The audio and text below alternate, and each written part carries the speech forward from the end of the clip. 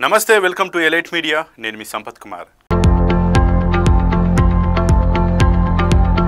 తెలుగు తెరపైకి ఎంతో మంది అందమైన కథానాయకులు వచ్చి వెళ్ళారు వాళ్ళందరిలో చాలా తక్కువ మంది మాత్రమే ఎక్కువ మంది మనసులలో నిలిచిపోయారు అలాంటి కథానాయకుల జాబితాలో బి సరోజాదేవి ఒకరుగా కనిపిస్తారు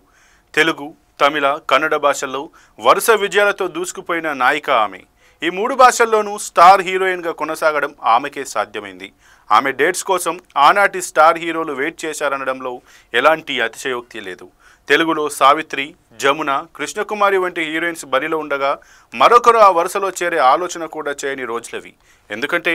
ఎన్టీఆర్ ఏఎన్ఆర్ సినిమాలలో హీరోయిన్గా ఛాన్స్ రావడం అంత తేలికైన విషయం కాదు సావిత్రి జమున కృష్ణకుమారిని దాటుకుని మరొకరికి వెళ్ళడం అనేది దాదాపుగా అసాధ్యం అన్నట్టుగా ఉండేది అలాంటి ఒక చట్రాన్ని దాటుకుని వెళ్ళి ఇద్దరి కాంబినేషన్లోనూ సూపర్ హిట్ సినిమాలు చేయగలగడం విశేషం